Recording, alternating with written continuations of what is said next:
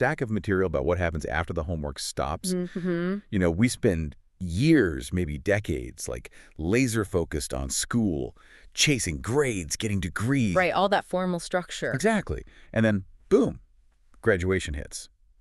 And, well, for a lot of people, that whole engine of self-improvement, that daily, deliberate learning, it just sort of evaporates. And that phenomenon, that sudden stop, that's the paradox we're diving into. Our sources are pretty clear on this. They argue education isn't, a building you go to. Right. It's a way of life, an ongoing one.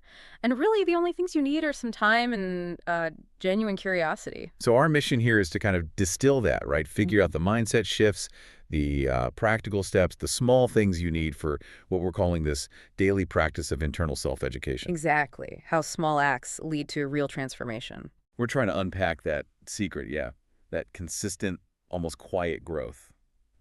The main idea from these sources seems to be you don't need a big formal plan. No timetable, no pressure. Right. Just curiosity. Figuring out how to keep that little flame of hunger going.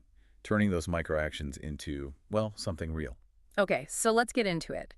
That big shift that happens post-graduation. Yeah, well, look at someone who just graduated. Suddenly, the structure's gone, isn't it? Totally. No teacher, no assignments. No deadlines, no exams looming.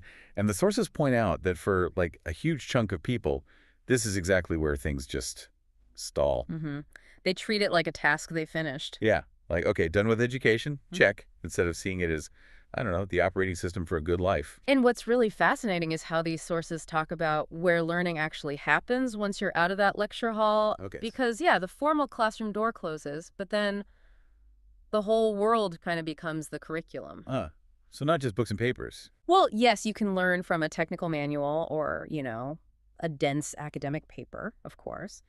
But you can also get huge insights from just watching someone be kind to a stranger. Or messing something up at work. Definitely. Analyzing a mistake, or even just taking a quiet moment, reflecting on a choice you made earlier. The world teaches if you listen. But, okay, straight away, there's this hurdle the materials mentioned, these limiting beliefs we all seem to carry around. Yes, the inner critic. Right. We're sort of conditioned to think learning is for the young or, people with some special talent.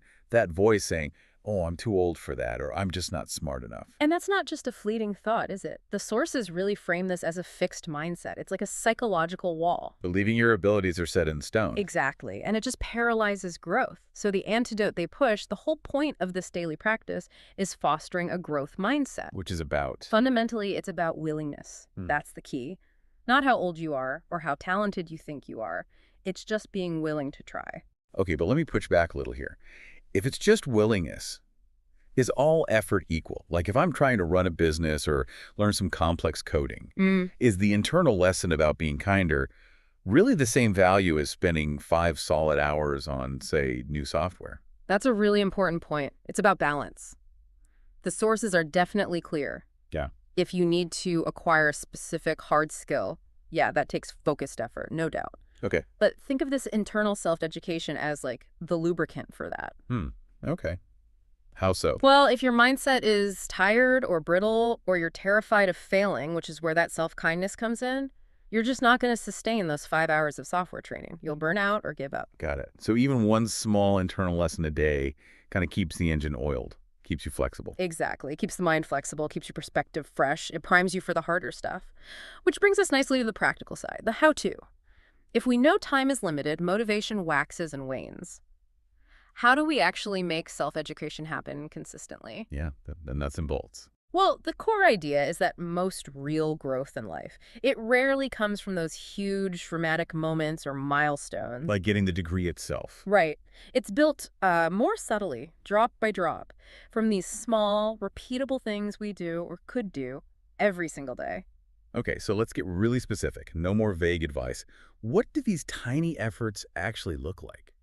The sources give some great, almost embarrassingly simple examples. Yeah, like reading one single page of a book that inspires you. Just one. Just one. Or maybe watching, say, a 90-second explainer video on YouTube about something you've always wondered about. Or that 5-minute rule they mentioned, setting a timer and just tackling something hard for exactly 300 seconds.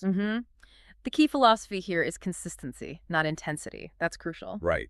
We trip ourselves up aiming too high. Totally. We say, okay, tonight I'm going to study for 2 solid hours. Then life happens, we fail, we feel guilty, and we just quit. Been there. Yeah, I think we all have. So instead, the sources suggest leveraging something called habit stacking.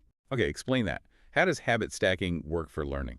It's pretty simple, actually. You attach the new, tiny learning habit you want to build onto an existing routine you already do automatically. Like, read that one page while you have your morning coffee, or listen to that short educational podcast snippet while you brush your teeth.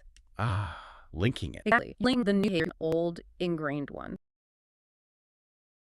And the power of that small act, it's not just psychological, it's actually neurological. You're literally building new pathways. And the math they used was compelling, too. Right. 1 page a day doesn't sound like much, but that's 30 pages in a month. Learn one new concept or word each morning. That's, 365 over a year? Hundreds, anyway. It's compound knowledge. It is. The growth feels subtle day to day, but it becomes exponential over time. I love that real-world example they cited. The listener trying to improve her English listening skills. Oh, yeah, that was great. She didn't sign up for classes or anything intense. She just watched a short, 5-minute English news clip every morning. While brushing your teeth, right. Exactly. Yeah. Habit stacking. And because it was so easy, she never missed it.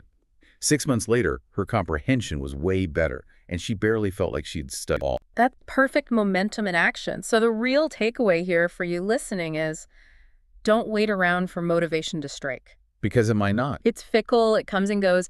Instead, focus on manufacturing momentum. Has momentum different? Momentum is more mechanical. You just start. You take that first tiny step, read the 1 page, watch the 5-minute video, and that action itself makes the next step easier. It wakes up the system. Okay, but let me circle back to the ambition question. If we're only doing these micro things, are we kind of selling ourselves short? Does this gentle growth really cut it for, say, mastering a complex skill or leading a big project? That's fair, but it's maybe about seeing it differently. It's not, instead of the heavy lifting,